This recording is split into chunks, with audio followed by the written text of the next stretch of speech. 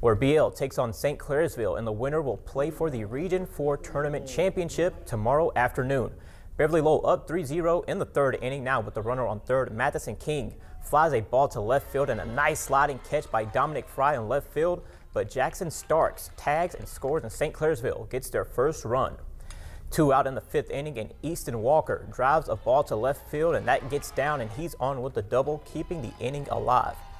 After an intentional walk to Kanan Bradford puts 2 runners on, Wyatt Siley would pop out to first base, and post 159 escapes the inning without giving up any damage.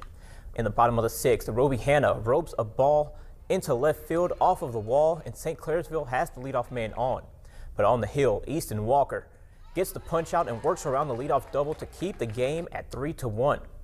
In the 7th inning, tying run at the plate, and this is how it would end. King hits a slow roller to third, and Hessen comes up and makes a strong throw to seal the win for Beverly Lowell as they get the 3-1 victory, and they'll take on Cambridge for the Region 4 Championship tomorrow at 12.